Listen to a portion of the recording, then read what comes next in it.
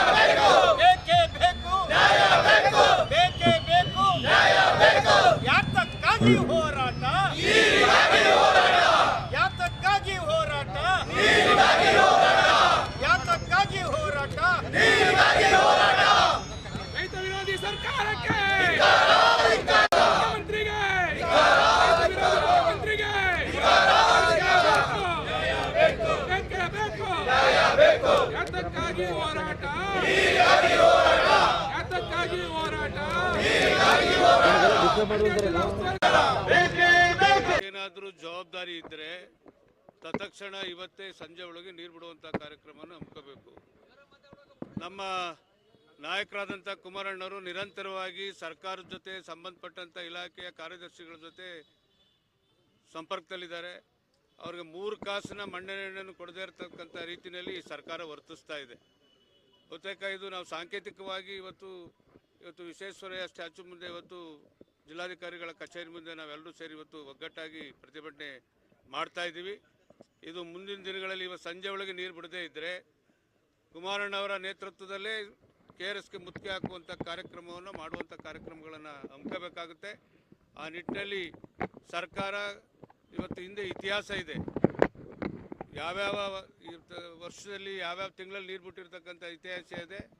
ಈಗಾಗಲೇ 2018ರಲ್ಲಿ ಅಪ್ರೂವ್ ಆದಂಥ ಕೆಲಸಗಳನ್ನು ಇನ್ನೂ ಪೆಂಡಿಂಗ್ ಇಟ್ಟುಕೊಂಡು ಯಾವನಿಗೂ ದುಡ್ಡು ಮಾಡಿಕೊಡುವಂಥ ನಿಟ್ಟಿನಲ್ಲಿ ಇವತ್ತು ನೀರು ನಿಲ್ಲಿಸಿ ಇವತ್ತು ರೈತರ ಮೇಲೆ ಬರೆ ಎಳಿತಾ ಇರ್ತಕ್ಕಂಥದ್ದು ಇಡೀ ಜಿಲ್ಲೆಯ ಜನ ಇವತ್ತು ಹಾಗೆ ನಸುಸೋಗುವಂಥ ಸ್ಥಿತಿ ಬಂದಿದೆ. ಆ ನಿಟ್ಟಿನಲ್ಲಿ ಈ ತಕ್ಷಣ ನೀರು ಬಿಡುವಂಥ ಕೆಲಸವನ್ನು ಇವತ್ತು ಮಾಡದೇ ಇದ್ದರೆ ಉಗ್ರವಾದಂಥ ಹೋರಾಟವನ್ನು ನಮ್ಮ ಪಕ್ಷದ ವತಿಯಿಂದ ಹಮ್ಮಿಕೊಳ್ತೀವಿ ಅಂತಕ್ಕಂಥ ಮಾತನ್ನು ಹೇಳಿಕ್ಕೆ ಬಯಸ್ತೀವಿ.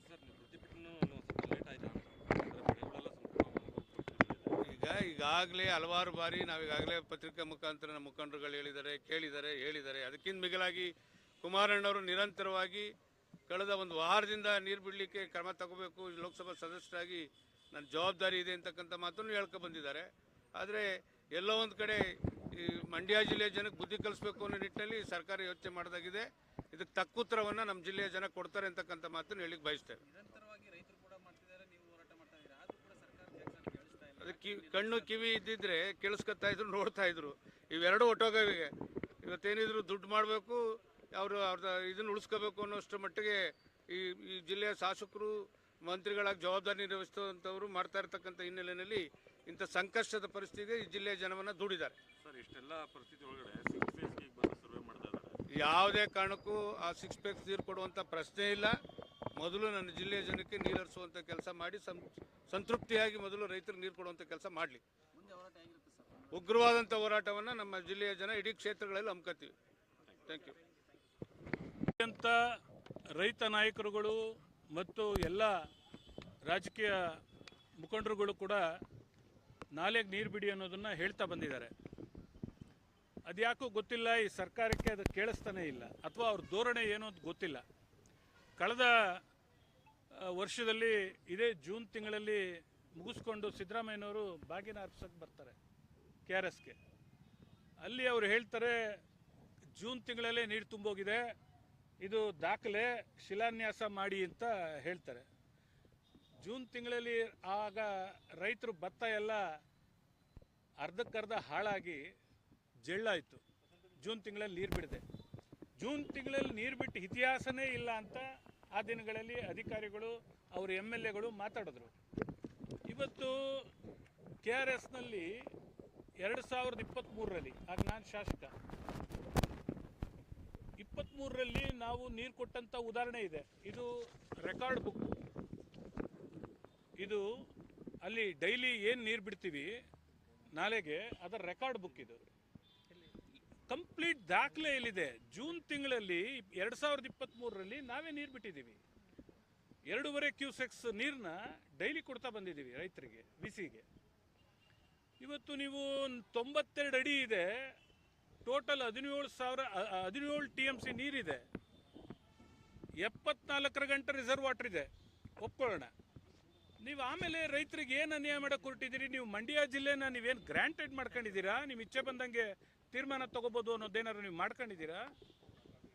74 ಅಡಿಯಿಂದ ಮೇಲ್ಗಡೆ ವ್ಯವಸಾಯಕ್ಕೆ ನೀರು ಕೊಡಬೇಕು ಅಂತ ಏನು ಡ್ಯಾಮ್ ಫೀಚರ್ ಏನು ಹೇಳುತ್ತೆ, ಸೈಲೆಂಟ್ ಫೀಚರ್ ಅಂತೇಳಿ ರೆಕಾರ್ಡು, ಅದರಲ್ಲಿ ಕಟ್ ಅಂಡ್ ಕ್ಲಿಯರ್ ಆಗಿದೆ. ಆಫ್ಟರ್ 74 ರೈತರಿಗೆ ನೀರು ಕೊಡಬೇಕು ಬೆಳೆಗೆ ಅನ್ನೋದು ಇದೆ. 92 ಅಡಿ ಇದ್ರೂ ಕೂಡ ಈ ಸರ್ಕಾರ ಇಷ್ಟೊಂದು ನಿರ್ಲಿಪ್ತವಾದರೆ, ಮೊನ್ನೆ ICC ಮೀಟಿಂಗ್ನಲ್ಲಿ ನಾವೇನೋ ಮಾಡ್ತೀವಿ, ಕುಡಿಯೋ ನೀರು ಕೊಡ್ತೀವಿ, ನಾಲೆಗಳಿಗೆ ನೀರು ಬಿಡ್ತೀವಿ ಕುಡಿಯೋ ನೀರಿಗೆ ಅಂತನೇನೋ ಹೇಳಿದ್ರು. ತಕ್ಕ ಮಟ್ಟಿಗೆ ನಾವು ಕನ್ವಿನ್ಸ್ ಆದ್ವಿ. ಅವತ್ತು ಏನೋ ಇರ್ಬೋದೇನೋ ಇವ್ರು ನಿಜ ಹೇಳ್ತಾ ಇದ್ದಾರೆ ಅಂತ. ಇವರು ಅದರಲ್ಲೂ ಒಬ್ಬ ಹಿರಿಯ ಸಚಿವರು, ಯಾರು, ರಾಮಲಿಂಗ ರೆಡ್ಡಿ ಅವರು ಜವಾಬ್ದಾರಿಯುತವಾಗಿ ನಡ್ಕೋಬೇಕಾಗಿತ್ತು. ಅವ್ರ MLAಗಳೆಲ್ಲ ಇಲ್ಲಿ ಇಲ್ಲ ರವೇಣ, ಇವತ್ತು ಸಾಯಂಕಾಲದಿಂದ ನೀರು ಬಿಟ್ಬಿಡೋದು ತೀರ್ಮಾನ ಆಗಿದೆ ಅಂತೇಳಿ ಕೆಲವರು ನನಗೆ ಫೋನಲ್ಲಿ ಮಾತಾಡಿದ್ರು. 2 ದಿನ 3 ದಿನ ಆಯಿತು, ನೀರು ಬಿಟ್ಟಿಲ್ಲ. ಇವತ್ತು ಇಡೀ ಜಿಲ್ಲಾದ್ಯಂತ ಕಬ್ಬುಣಗ್ತಾ ಇದೆ.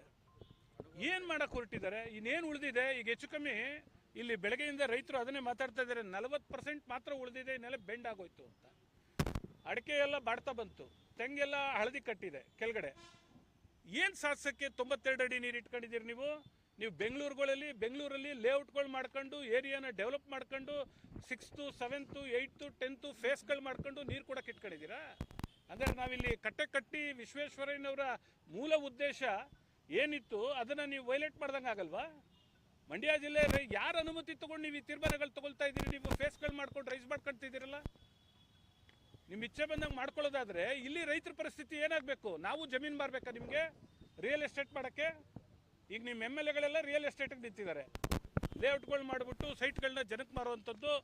ನಿನ್ನೆ ನಂದೊಂದು ಹೇಳಿಕೆಗೆ ನಮ್ಮ MLA ಒಬ್ಬ ಆಡ್ಕೊಂಡು ಏನೋ ಧೂಳು ಪಾಳು, ಅಲ್ಲಪ್ಪ ನಾವೇನಾರು ವ್ಯವಹಾರ ಮಾಡಿದರೆ ಅದು ನಿಮ್ಮ ಸರ್ಕಾರದ ನೀವು ಗೆದ್ದಂಥ ಸನ್ನಿವೇಶದಲ್ಲೇ ಮಾಡಿದ್ದೀವಿ.